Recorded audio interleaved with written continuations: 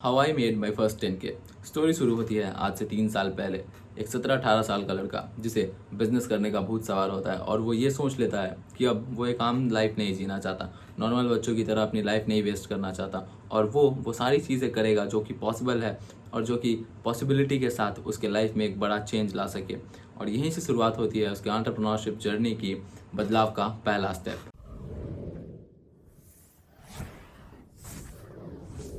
Welcome back guys, मैं हूं युवराज और ये है मेरे हसल की सेल्फ मेड डॉक्यूमेंट्री। ऊपर जो भी ब्रीफ मैंने अभी दिया वो मैं किसी और की नहीं बल्कि खुद की ही बात कर रहा था। And this episode is all about कि how I made my first 10K of my life. The step was not a easy one and neither tough one. बस ज़रूरत थी मेरा स्टेप लेने की और जैसे ही मैंने वो स्टेप लिया या finally it's all done. And this episode में मैं सारा ब्रेक डाउन देने वाला हूँ A to Z step by step कि कैसे मैंने अपने लाइफ के पहले 10K बनाए।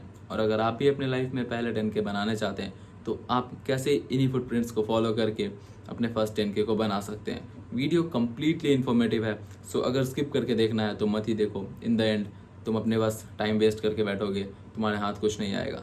तो सीधे स्टार्ट करते हैं। एज अ टीनेजर जब बात पैसे कमाने की आती है तो क्या करना है, कैसे करना है, कब करना है, कहाँ करना है, इनमें से किसी भी एक सवाल का जवाब हमारे पास नहीं होता, क्योंकि अभी तक हम उस पीरियड में होते हैं जिस पीरियड में हम पैसे खर्च करना सीख रहे होते हैं। लेकिन प्रॉब्लम तो तब शुरू होती है, दिक्कत तो तब आती है जब हम सोचते हैं कि अब हम खुद से पैसे कमाएंगे, क्योंकि अभी तक हमें सोसाइटी ने सिर्फ पैसे खर्च करना सिखाया, पैसे कमाना तो किसी ने सिखाया ही नहीं। तो प्रॉब्लम्स अब स्टार्ट होंगी। आज इस वीडियो में मैं इन्हीं सारे चीज़ों पे डिस्कस करने वाला हूँ कि कैसे जब मैंने सोचा कि अब मैं खुद से मेरे पैसे कमाऊँगा तो मुझे स्टार्टिंग से लेके क्या क्या इशूज़ आए। जब मैं जीरो से अपने फर्स्ट 10K को स्केल करने गया तो क्या क्या प्रॉब्लम्स आई और मैंने उसे कैसे कैसे सॉल्व करा। एंड एग्जैक्टली अगर आपको भी यही करना है तो आप भी क्या क्या कर सकते हो, किन किन चीज़ों को दिमाग में रख सकते हो। इस वीडियो में कंप्लीट ब्रेक डाउन है, वो भी हर स्पेक में, स्टेप 1 से लेके फाइनल स्टेप तक। चाहे वो मेंटल हो, साइकोलॉजिकल हो, बिहेवियरल हो या रिसोर्स से रिलेटेड, हर एक इम्पॉर्टेंट चीज़ें जो कि शेयरेबल है वो इस वीडियो में आपको मिल जाएगा। स्टार्ट कैसे करना है, नेटवर्क कैसे बनाना है, शेड्यूल क्या होना चाहिए, रूटीन क्या होना चाहिए, प्लान कैसे करना है, प्लान को चेंज कब करना है, प्लान को चेंज करना क्यों ज़रूरी है। हर एक स्पेक से हम लोग इस वीडियो में देखेंगे कि कैसे हम हर चीज़ों को क्योर करके अपने फर्स्ट 10K की ओर बढ़ सकते हैं। इन्हीं सारी चीज़ों को ध्यान में रखते हुए मैंने इस वीडियो को 7 सेगमेंट में बांटा है। और पहला ये है कि एक्चुअली हम करें क्या। किसी भी बिगनर का सबसे पहला और कॉमन सवाल यही होता है कि हम क्या करें, क्योंकि उन्हें कुछ एक्चुअली आइडिया ही नहीं होता। दूसरा आता है अपॉर्चुनिटी और इंटरेस्ट को लिस्ट आउट करना। एक बार वो हो जाए फिर हम ये देखना है कि हम क्या क्या चीज़ कर सकते हैं या फिर हमारा जिसमें इंटरेस्ट है उसका फ्यूचर क्या है, और अगर बढ़िया तो फिर उससे हम पैसे कैसे कमा सकते हैं। तीसरा आता है नीश का सिलेक्शन। अब जब अपॉर्चुनिटी की पूरी लिस्ट हमारे पास तैयार है तो अब सबसे इम्पॉर्टेंट पार्ट आता है नीश को चुनना, क्योंकि हम सारे काम तो नहीं कर सकते। हमने जो भी लिस्ट बनाई है हम उसमें से सारे काम तो नहीं कर सकते, एक बार में कोई एक ही काम होगा। तो अब हमें डिसाइड करना होगा कि हमारा किस में इंटरेस्ट है, कौन सी सब चीज़ें पॉसिबल है, उसके अकॉर्डिंग अपने एक निश को सिलेक्ट करना। फिर चौथी आती है रिसोर्स एंड स्किल की पोर्शन। अब हमें ये देखना है कि जो भी हमने निश डिफाइन करा है तो उसमें हमें आगे बढ़ने के लिए, कंटिन्यू करने के लिए हमें कौन सी स्किल की ज़रूरत है और वो स्किल हम कहाँ से सीख सकते हैं। और रिसोर्स वो कि लाइक अगर हमें कोई स्किल सीखना है तो हमारे पास एडिक्वेट अमाउंट में वो रिसोर्सेज अवेलेबल हैं या नहीं जिसके हेल्प से हम अपना स्किल को सीख सकें। आफ्टर दैट पांचवी चीज़ आती है अपना कंपटीशन देखना और अपना मेंटोर ढूंढना, क्योंकि इस फील्ड में हम कम्प्लीटली नए हैं तो हमें कोई तो चाहिए होगा जो हमें चीज़ों को समझना सिखाए, देखना सिखाए, और कोई तो ऐसा चाहिए होगा जिससे हम कंपेयर कर सके कि हमारा लेवल क्या है, हमारा लेवल ऑफ वर्क क्या होगा। फिर आता है अपना कॉन्फिडेंस बिल्ड करना। किसी भी क्लाइंट से डील करने से पहले हमें खुद को ये कॉन्फिडेंस दिलाना पड़ता है कि हाँ I am capable to do this, और मैं ये चीज़ कर सकता हूँ, वो भी बढ़िया से कर सकता हूँ। क्योंकि जैसे हम खुद को कॉन्फिडेंस दिलाते हैं तो हमारा आधा काम बन जाता है। कैसे बन जाता है ये भी हम लोग आगे देखेंगे। फिर आता है क्लाइंट ढूंढने की बारी, क्योंकि अब जब हम तैयार हैं अपने साइड से तो हमें क्लाइंट को ढूंढना है और प्रोजेक्ट लेना है सो दैट कि हम वर्क कर सकें। और पैरेलली क्या क्या चीज़ हमारे साथ सेम टाइम पे चल रही होती है वो भी देखना है। लाइक अगर सबसे पहले हमें माइंडसेट क्लियर करना होता है कि अगर आज मैं स्टार्ट कर रहा हूँ कोई भी चीज़ करने का तो मैंने एक गोल सेट कर लिया है कि हाँ अब अगर मैं स्टार्ट करूँगा तो यहाँ तक तो पहुँचना ही है, चाहे कुछ भी हो जाए, किसी भी कीमत पे एटलीस्ट मैं यहाँ तक तो पहुँच के ही रहूँगा। फिर जब हम अपने नीश का सिलेक्शन कर रहे होते हैं, उस वक्त हमें पर्सनल लेवल पे किन किन चीज़ों का ध्यान रखना होता है, इसके बारे में भी बात करेंगे, क्योंकि वो चीज़ें आगे चल के बड़ा अर्ज बन सकती हैं और स्टार्टिंग में लेवल पे तो वो सबसे ज़्यादा दिक्कत देती हैं। पैरेलली हमें अपने कॉन्वर्सेशन स्किल और वे ऑफ कम्युनिकेशन को भी सुधारना होता है, क्योंकि हमारे पास टाइम लिमिटेड होता है। जब हम क्लाइंट से डील कर रहे होते हैं तो इसके लिए हम अलग से टाइम नहीं निकालते हैं। जब हम क्लाइंट से डील करेंगे तो हमारा फर्स्ट इंप्रेशन हमारा वे ऑफ टॉकिंग ही होगा, हमारा वे ऑफ कॉन्वर्सेशन ही होगा, और वही हमारे काम मिलने के रेट को इन्फ्लुएंस करेगा कि हमें काम मिलना है या नहीं मिलना है। तो कॉन्वर्सेशन स्किल भी ज़रूरी है। फिर आता है फेलियर्स को एक्सेप्ट करना और ओवरकम करना। हम कितना भी स्टार्टिंग में परफेक्ट क्यों ना हो जाए, फेलियर्स तो मिलने ही है। ज़रूरी ये है कि उससे हम क्या सीखते हैं, उसमें क्या चेंज करते हैं, ताकि अगली बार हमारे फेलियर के चांसेस कम हो जाए। और टाइम टू टाइम नए चीज़ों को कैसे प्लान करना है, ये भी। और सबसे इम्पॉर्टेंट आता है हमारा रूटीन, हमारा शेड्यूल, हमारा कंटिन्यूटी, क्योंकि लाइफ में हर दिन कुछ ना कुछ नया प्रॉब्लम होते ही रहता है। हमें उसे कैसे शॉर्ट करना है, खुद को कैसे फ्लो में बनाए रखना है, हमारे काम को कैसे कंटिन्यू करते रहना है, ताकि क्योंकि सबके लाइफ में प्रॉब्लम चलती रहती है, तो हम उससे अलग कैसे होंगे, खुद पे कैसे कंट्रोल रखना है और खुद को हर दिन कैसे बेहतर बनाना है। हर चीज़ के बारे में हम लोग डिटेल में देखेंगे, थोड़ा थोड़ा ब्रीफ, थोड़ा थोड़ा डिटेल, जहाँ भी जो ज़रूरत हो वो मैं धीरे धीरे डिस्कस करते चलूँगा। और साथ ही मैं ये भी बताते चलूँगा कि मैंने मेरे लाइफ में इन चीज़ों को कैसे इम्प्लीमेंट करा है और मेरे साथ क्या क्या चीज़ें हुई और मैंने कैसे कैसे सारी चीज़ें शॉर्ट करते गया। और जब हम सोचते हैं अपनी लाइफ में कुछ स्टार्ट करने की, अपनी लाइफ को ट्रांसफॉर्म करने की, तो हमारे पास एक गोल होता है, एक एम्बिशन होता है, बस। और जब हम उसे इम्प्लीमेंट करना चाहते हैं रियल लाइफ में, एक्चुअली प्रॉब्लम तो तब शुरू होती है, क्योंकि उस वक्त हम उस सिनेरियो में होते हैं। जैसे मान लो कि हमें एक ब्लैंक पेपर दे दिया गया हो और कहा गया हो कि उस पर तुम अपना कंप्लीट करियर लिख दो, तो उस वक्त आदमी करे तो करे क्या, कुछ समझ में नहीं होता। इसके लिए हमें सबसे पहले अपना माइंडसेट क्लियर करना होता है कि हम एक्चुअली में करना क्या चाहते हैं, हम क्यों करना चाहते हैं, और हमें एक गोल सेट करना होता है और उसके अकॉर्डिंग हम चीज़ों को देखना और सीखना शुरू करते हैं। और एक्चुअली में चीज़ें यहीं से रेगुलेट होना शुरू करती है। And before we start making our model, हमें एक चीज़ का ध्यान रखना होता है कि हमने नीश क्या सेलेक्ट किया है, एंड दैट कि हम उस नीश में खुद को टेस्ट करने वाले हैं, तो उसके बारे में हमें थोड़ा सा नॉलेज होना चाहिए। और इसके लिए हमें हमारा इंटरेस्ट पता होना चाहिए, हॉबी पता होना चाहिए कि कौन सी चीज़ें मैं एट ईज़ कर सकता हूँ, क्योंकि हर कोई एक सराउंडिंग में नहीं पला बड़ा होता, सब एक जैसे प्रोडक्टिव नहीं होते। तो जब बात आती है माइंड स्विच करने की, उस वक्त हम अपने दिमाग को खंगालते हैं और अपने दिमाग से ये पूछते हैं कि मैं ऐसी कौन सी चीज़ है जो आसानी से कर सकता हूँ, एट ईज़ मेरे से हो जाएगा, और मेरा इंटरेस्ट किस में है।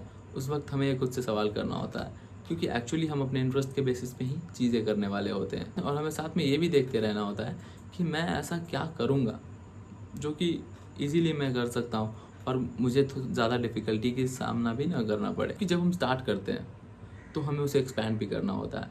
तो हम एक ऐसा ही मॉडल चुनेंगे जिसमें हमारा इंटरेस्ट भी हो, ताकि हम टाइम टू टाइम नए नए चीज़ें टेस्ट करते रहें, नए नए एक्सपेंशन के तरीके खोजते रहें, और हम अपने काम करने को कभी बोर्डम फील ना करें, कभी हमें बर्डन सा ना लगने लगे। हमेशा अगर हमें काम में इंटरेस्ट रहेगा तो हम नए नए चीज़ों को खोजते जाएंगे और आगे बढ़ते जाएंगे।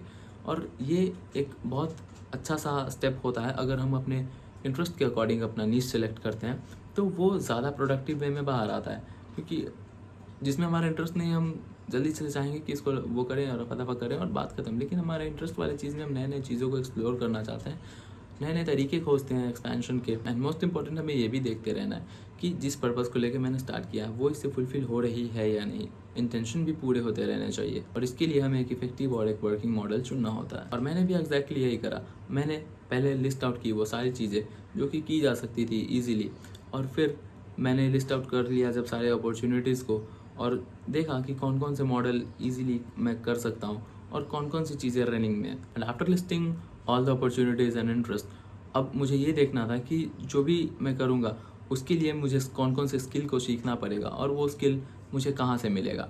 क्योंकि अगर मैं नीश सेलेक्ट भी कर लेता हूँ, उसके बाद स्किल तो मुझे सीखना ही है ना, और स्किल भी इजीली एक्सेसिबल होना चाहिए। तो स्किल भी देखना है और कहाँ से देखना है ये। And YouTube help me out there, several websites help me out there. और जब मैं ब्राउज़र पे सर्च करने बैठा तो मुझे बहुत सारी अपॉर्चुनिटीज़ मिली, कुछ की जा सकती थी और कुछ नहीं भी। एंड एज मैं भी एक स्टूडेंट ही हूँ, तो मुझे एक ऐसा स्किल चुनना था जिसमें टाइम कंज्यूमिंग ज़्यादा ना हो, ऑफ द फील्ड ना हो जाए, वो ज़्यादा डिस्ट्रैक्टिंग ना हो, और ये एक ऐसा पोर्शन होता है किसी भी जर्नी का जो कि सबसे इम्पोर्टेंट है और इसके बिना हमारा एग्जिस्टेंस ही नहीं है। और एक वीक यूट्यूब पे ये सारे कोर्स करने के बाद आई गेट टू नो कि हाँ, अब मैं ये चीज़ कर सकता हूँ, अब मैं इसमें रेडी हो गया हूँ, अब मैं अपना सर्विस इसमें दे सकता हूँ। एंड साथ ही में हमें ये भी ध्यान रखना है कि हम जो स्किल सीख रहे हैं उसको सीखने के लिए, उसको प्रैक्टिस करने के लिए हमारे पास एडिक्वेट अमाउंट में रिसोर्स है या नहीं, क्योंकि रिसोर्सेज भी ज़रूरी है। मान के चलिए हम स्किल अगर सीख भी लेते हैं तो क्या ही फ़ायदा होगा अगर हम उसे टेस्ट नहीं कर पाएंगे, प्रैक्टिस नहीं कर पाएंगे, तो फिर भी वो वेस्ट ही चला जाएगा।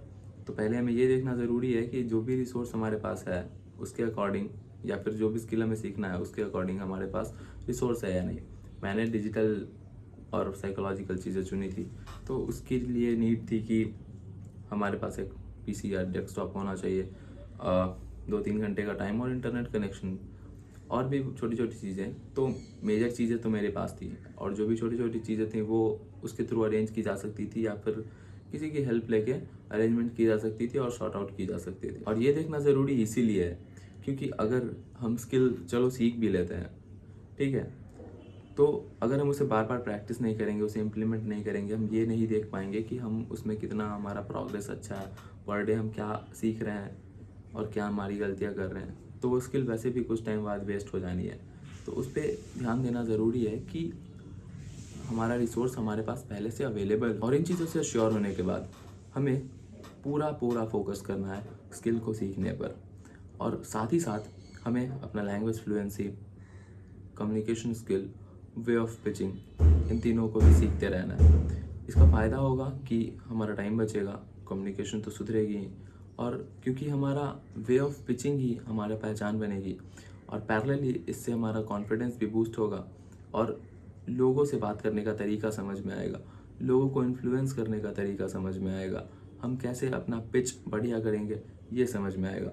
तो ये पोर्शन भी मैंडेटरी है और इसे हमें पैरेलली कंटिन्यू करना है जैसे हम स्किल सीख रहे हैं उसी टाइम पे। And before you start always keep one thing in mind very clear कि अगर जब तक हमारे पास कोई स्किल नहीं आ जाती, हमारा कम्युनिकेशन अच्छा नहीं होता, we are worthless and useless. कोई हमें काम क्यों ही देगा, कोई हमें पे ऑफ क्यों ही करेगा जब हमारे पास कोई स्किल ही नहीं होगा। हमने पैसे तो किसी के पास कर नहीं रहे। तो अगर हमारे पास कोई स्किल नहीं है तो स्किल सीखना। स्किल लिटरली कुछ भी हो सकते हैं, लिटरली कुछ भी, चाहे वो मेंटल, साइकोलॉजिकल, डिजिटल, कुछ भी स्किल हो सकते हैं। अगर कोई स्किल है तो बढ़िया बात है, नहीं है तो सबसे पहले स्किल सीखना है। मेरे केस में जो भी मेरा इंटरेस्ट बेस्ड मैंने नीश चुना, मैंने फ्रीलांसिंग चुना, तो उसके लिए मुझे जिन भी चीज़ों की रिक्वायरमेंट थी वो मेरे पास थी, रिसोर्सेज की रिक्वायरमेंट थी वो मेरे पास थी, और जो भी स्किल मुझे सीखना था उसमें मुझे थोड़ा बहुत इंटरेस्ट भी था, थोड़ा बहुत आइडिया भी था, तो वो मेरे लिए ज़्यादा टफ नहीं हुआ। मैंने उस चीज़ में थोड़ी बहुत और प्रैक्टिस की और सब कुछ स्मूथ हो गया। मैंने मेरे स्किल के सीखने के बाद अब ये अश्योर कर लिया कि हाँ, now I am a productive one, अब मैं जो भी काम करूँगा वो लोगों को पसंद तो आएगा। Now moving on to the next step, now it's time to meet the people and compare my self from those people who are actually doing the same जिस फील्ड में मैं काम करना चाहता हूँ। क्योंकि एक बिगिनर का सबसे अच्छा मेंटोर, सबसे अच्छा कॉम्पिटिटर ही होता है, उसका कॉम्पिटिटर ही उसका मेंटोर बनता है बेस्ट। वो इसीलिए क्योंकि इस फील्ड में क्या होता है कि मेंटोर आपको कुछ सिखा नहीं रहा, आप देख के सीखते हैं। ये नॉर्मल लाइफ से बिल्कुल ही अलग है। नॉर्मल लाइफ में अगर कोई इशू होता है तो उसके लिए फॉर्मूले होते हैं और आंसर आता है, लेकिन इस वाले मेंटोरशिप में हमारे पास हमारा मेंटोर का दिया हुआ रिजल्ट होता है, और उससे हमें ये अज्यूम करना होता है कि ये किस फॉर्मूले से, मतलब कैसे बनाया गया या कैसे किया गया। तो इसमें जो स्टूडेंट होता है वो ना ही सिर्फ सीखने के पर्पज से वहाँ चीज़ों को एब्जॉर्व करता है, जब बल्कि वो ही उसका कॉम्पिटिटर भी है, तो वो उसे कैसे कम्पीट करेगा, कैसे उससे आगे बनेगा, कैसे उससे अच्छा बनेगा, इस चीज़ का भी ध्यान में रखना होता है। तो ये कंप्लीट इंटरेस्टिंग जर्नी और स्किल सीखने का प्रॉपर तरीका होता है कि हमारा कॉम्पिटिटर ही हमारा पहला मेंटोर भी होगा, और सबसे पहले अगर हम किसी के लेवल को एक्सीड करेंगे, किसी के लेवल को मेंटेन करेंगे या उससे अच्छा करेंगे, तो वो हमारा मेंटोर ही होगा। इसीलिए मेरा मानना है कि सीखने के लिए सबसे बेस्ट हमारे कॉम्पिटिटर्स ही होते हैं, क्योंकि हम तो स्किल तो सीखते ही हैं, साथ ही साथ हमें उनकी गलतियों को देख के बहुत चीज़ सीखने को मिलती है, और हम उन गलतियों को अपने जर्नी में अवॉइड कर सकते हैं, क्योंकि उनके एक्सपीरियंस हमारे बहुत काम आते हैं। जो एक्सपीरियंस उन्हें 5 साल 10 साल प्रैक्टिस के बाद मिला है, वो हमें उन्हें देख के और अगर हम उन्हें एब्जॉर्ब करते हैं तो कुछ मिनटों में ही हमें वो एक्सपीरियंस मिल जाता है, तो हमारा टन्स ऑफ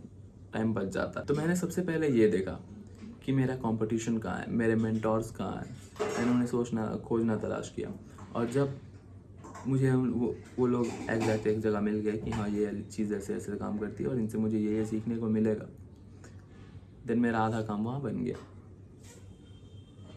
और उनके बताए हुए रोड मैप पे एग्जैक्ट जो भी चीज़ें वो उन्होंने करी है। तो स्टार्टिंग में मैं भी एक पूरा प्रॉपर बिगिनर ही था, तो मुझे कोई आइडिया नहीं था।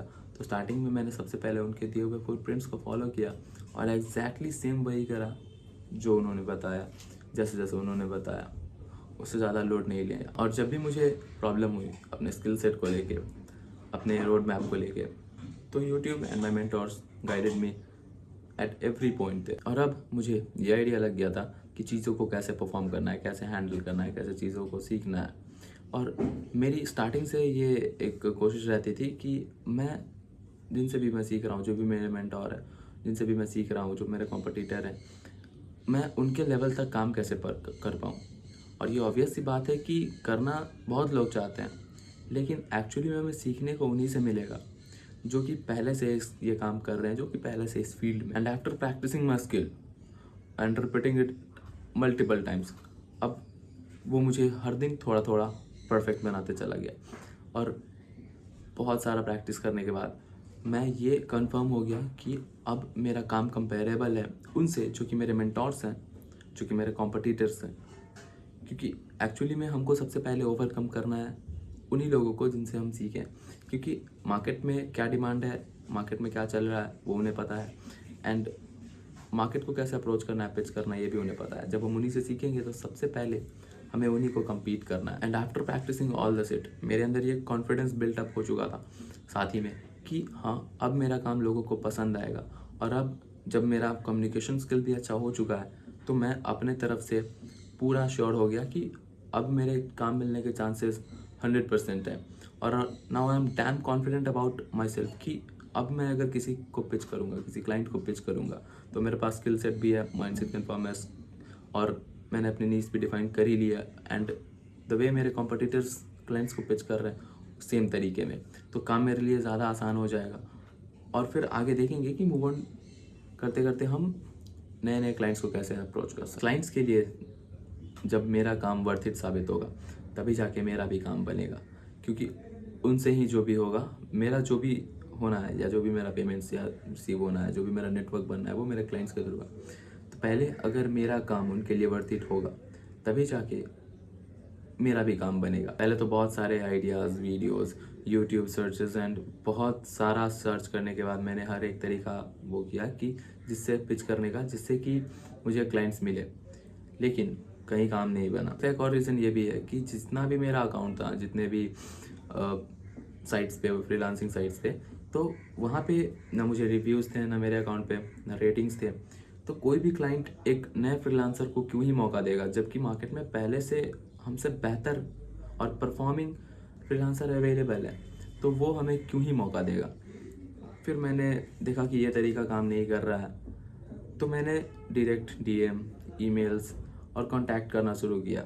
बहुत सारी और चीज़ें अप्लाई की, लोकल में नेटवर्क बनाने का सोचा, डायरेक्ट मतलब जो भी मेरे से एक्सेसिबल था उनसे भी मिलने का कोशिश किया, लेकिन कुछ काम नहीं बना, क्योंकि उनके पास एक वैलिड पॉइंट है कि तुम तो नए हो तो तुम्हें काम क्यों ही मिलेगा। क्लाइंट्स को ढूंढना या कस्टमर्स को ढूंढना या जो भी हमारे पेयर्स हैं उनको ढूंढना एक मॉडल में सबसे डिफ़िकल्ट और सबसे ज़्यादा एंटरटेनिंग पार्ट होता है, क्योंकि हम कम्प्लीटली नए होते हैं, हमारा नेटवर्क नहीं होता, लोगों को दिखाने के लिए हमारे पास काम नहीं होता।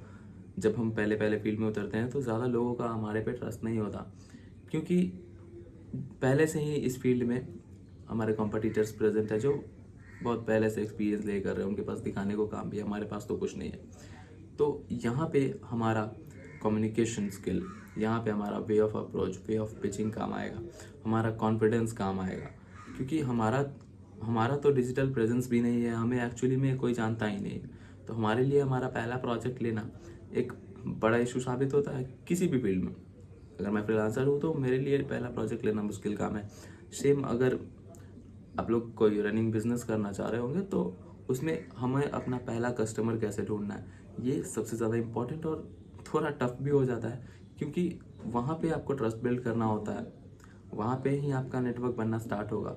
और जितनी भी सारी चीज़ें हैं जो कि अब आपको पैसा देंगी, क्योंकि पैसा लेते समय कोई ये नहीं पूछता कि तुम क्या हो, कैसे हो, क्यों दे रहे हो, वगैरह वगैरह, लोग लेके रख लेते हैं। लेकिन जब बात पैसा देने की आती है तो वो छोटी से छोटी डिटेल्स भी देखेंगे कि क्यों, कैसे, कि तुम इसके लायक हो या नहीं, वगैरह वगैरह, और भी बहुत सारी चीज़ें। तो हर एक डिटेल पे ध्यान देते हैं। तो यहीं पे हमारा जो एक्चुअल कॉन्फिडेंस है, जो एक्चुअली हमने इतने दिन प्रैक्टिस करा अपना स्किल सेट और लैंग्वेज फ्लुएंसी वगैरह और कम्युनिकेशन स्किल, ये हमें यहाँ पे काम आएगा। हमें ये चीज़ यहाँ पे इम्प्लीमेंट करना है। और जब हम लोगों को पिच करना स्टार्ट करेंगे, जब हम लोगों से बात करना शुरू करेंगे, क्लाइंट से डील करना शुरू करेंगे, तो हमें रिजेक्शंस मिलेंगे। और हर रिजेक्शन के साथ हमें एक्सपीरियंस मिलेगा जो कि हमारे अगले पिच में काम आएगा। और अगले पिच में हम वो चेंजेस करेंगे जो कि हमने लास्ट टाइम गलतियाँ करी।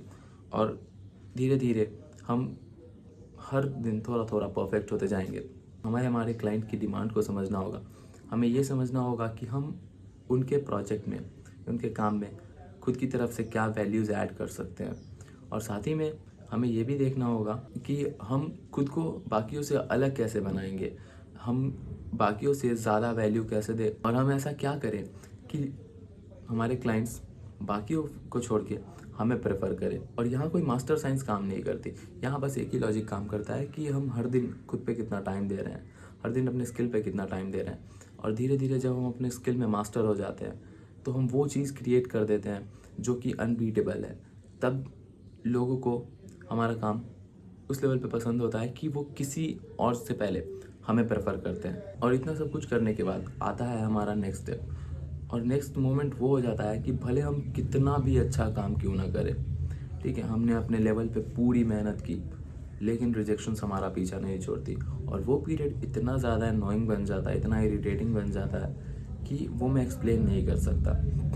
वो मतलब आपकी इतने दिनों की मेहनत एक झटके में कोई रिजेक्ट कर देता है तो कितना बुरा लगता है। तो इसको फेस करने के लिए मैंने एक चीज़ तो अपने दिमाग में ठान ली थी, करना तो करना है, मतलब करना है। अब मैंने सोच लिया है, मैंने स्टार्ट कर दिया है, इतनी मेहनत हो गई है तो अब तो करके ही रहना है।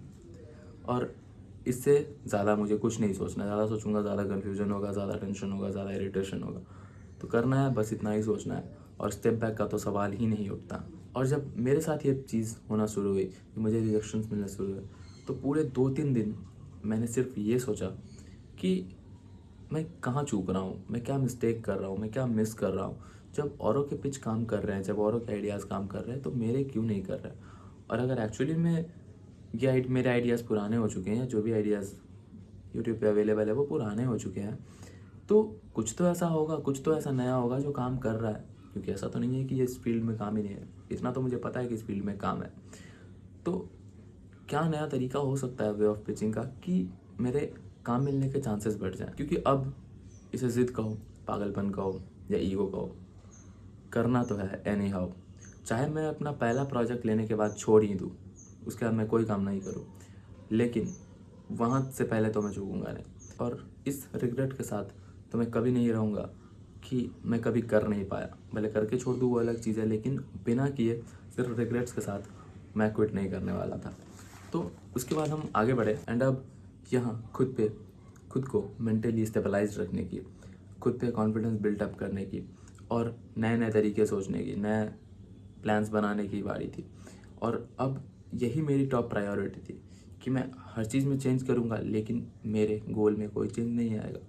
और कैसे भी मैं मेरा प्रोजेक्ट ले लूँ। और उस 2 दिन में मैंने पूरा सोचा, पूरा फोकस्ड हो गया, और मुझे मेरे सारे सवालों का जवाब भी मिल गया और साथ ही में मुझे एक आइडिया भी मिल गया जिसे अब बिना डिले किए हुए इम्प्लीमेंट करना था। और एक और ज़रूरी चीज़ जो कि शेड्यूल और रूटीन से रिलेटेड होता है, कंटिन्यूटी से रिलेटेड होता है, सबका डाउट होता है कि हमारा शेड्यूल क्या होना चाहिए और मैंने कैसे चीज़ों को हैंडल किया। तो मेरा मानना है कि ये शेड्यूल रूटीन नाम का कोई चीज़ नहीं होता।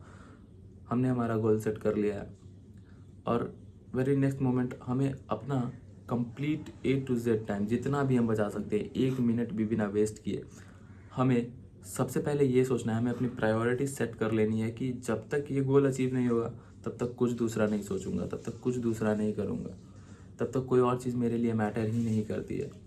इससे हमारा टाइम 10 टाइम्स रिड्यूस हो जाएगा।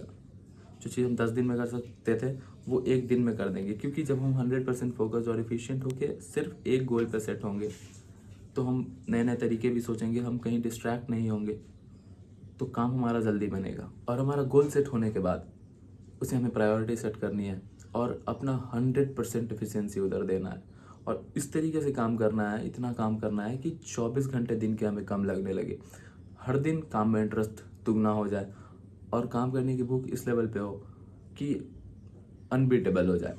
नेक्स्ट है हमारा कि हमें खुद पे टाइम देना है, हमारे खुद के स्किल पे टाइम देना है, खुद को हर दिन बेहतर बनाना है और हमें किसी भी काम को, जो भी हमारे रेस्ट काम आते हैं, वो हमारा वैल्यूबल इस चीज़ के सामने नहीं होना चाहिए, हमारे गोल से बड़ा हमारे लिए कुछ नहीं होना चाहिए। क्योंकि टाइम टू टाइम हमारे लाइफ में अलग अलग चीज़ें होती रहती हैं, सबके साथ अलग अलग प्रॉब्लम है, प्रॉब्लम सभी के लाइफ में आती है, लेकिन जिसे आगे बढ़ना है, जिसे कुछ करना है, वो इसे अवॉइड करना सीखता है, वो इन चीज़ों में ज़्यादा इंडल्ज नहीं होना चाहता। क्योंकि अगर हम जैसे ही इसमें इंडल्ज होंगे तो हमारा टाइम तो वेस्ट होगा ही और फ्यूचर में इसका कोई वैसे भी पार्ट रहता नहीं है। तो हमें अपना मेंटल स्टेबलाइजेशन वो रखना है कि हम कुछ भी हो जाए, हम अपने काम से नहीं छूटेंगे, हमारा पहले काम होगा फिर जाके कुछ और ये सारी चीज़ें मैं खुद पे भी इम्प्लीमेंट करता था कि जो भी, अगर मुझे कोई बहुत ज़्यादा ज़रूरी काम है, बहुत इंपॉर्टेंट, तो जो भी मेरे वीकली टारगेट्स हैं या जो भी मेरे टारगेट्स हैं जो मैंने पहले डिफाइन कर रखा है, उसे मैं जल्दी से जल्दी कंप्लीट कर लेता था। उसके बाद फिर नेक्स्ट देखा जाएगा क्योंकि मुझे पता है कि अगर आज मैं 10 मिनट का डिले लूँगा, आज मैं 10 मिनट का ब्रेक लूँगा, तो वो पूरा का पूरा दिन वेस्ट होगा और बाकी का काम तो फिर सॉर्ट होना ही है। और इन सब चीज़ों को फेस ऑफ करने के बाद अब मेरा प्लान ये था कि अब मुझे खुद का एक डिजिटल प्रेजेंस बनाना है, खुद का क्रिएट करना है एक पोर्टफोलियो, ताकि मैं लोगों को अपना काम दिखा सकूँ। जो ये डेमोज मैंने बनाए थे वो सारे मैंने वहाँ लिस्ट करा, एक पोर्टफोलियो बनाया और अब नए सिरे से पिचिंग स्टार्ट करी। 2-3 रिजेक्शंस भी मिले, फिर भी कंटिन्यू करा और 2-3 रिजेक्शन के बाद जब चौथा पाँचवा वो किया मैंने, पिच किया, तो वहाँ मेरा काम बन गया। क्योंकि वहाँ पे मेरे पास दिखाने के लिए मेरा डिजिटल प्रेजेंस भी था, मेरा काम भी वहीं पे लिस्टेड है, मेरा पोर्टफोलियो प्रॉपर बढ़िया तरीके से बनाया जा चुका है। तो क्लाइंट्स को एक भरोसा हुआ कि हाँ चलिए ये काम करके देगा और मुझे मेरा पहला प्रोजेक्ट मिला। फिर मैंने अपना पूरा फोकस उस प्रोजेक्ट को किया कि सबसे पहले मैं उस प्रोजेक्ट को फिनिश करके उसे हैंड ओवर कर दूँ। मैंने शाम तक प्रोजेक्ट डिलीवर किया, अगले दिन मुझे मेरे काम के बदले मिले 1100 रुपये और मैं इतना खुश था कि वो मैं एक्सप्लेन नहीं कर सकता। आप खुद ही सोच के देखो कि एक 17-18 साल का बच्चा जिसे 2-3 घंटे काम करने के बदले 1100 रुपये मिल रहे हो, वो कितना खुश होगा। वो इतना खुश होता है कि उसे खुद ही नहीं पता कि उसका लेवल ऑफ एक्साइटमेंट क्या है। और इसी सारी चीज़ों को 10 दिन तक रिपीट करने के साथ साथ मुझे 10 के से ज़्यादा का प्रॉफिट हो चुका था। वो सारा स्ट्रेस, वो सारा ईगो, वो सारा अननोइंग पीरियड, वो सारा स्ट्रेस सब वर्थ इट हो गया जब मैंने अपना काम कर लिया और जब मेरा काम बन गया। जो भी काम मैंने डे 1 पे सोचा था, जब फाइनली मैंने वो गोल अचीव कर लिया, तो ये सारा चीज़ वर्थ इट हो गया। मेरे इतने महीनों की मेहनत वर्थ इट हो गई।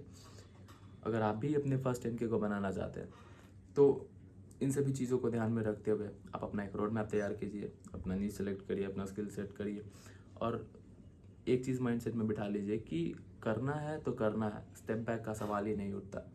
क्योंकि आधा जो भी, अगर हम लाइफ में कुछ भी करना चाहते हैं तो उसमें हम 50% तभी अचीव कर लेते हैं जब हमारे पास ये कॉन्फिडेंस आ जाता है कि हाँ मुझसे हो जाएगा। मिलते हैं नेक्स्ट वीडियो में ऐसे ही किसी एक इन्फॉर्मेटिव वीडियो के साथ, इन्फॉर्मेटिव टॉपिक के ऊपर हम लोग फिर डिस्कस करेंगे। Till then enjoy.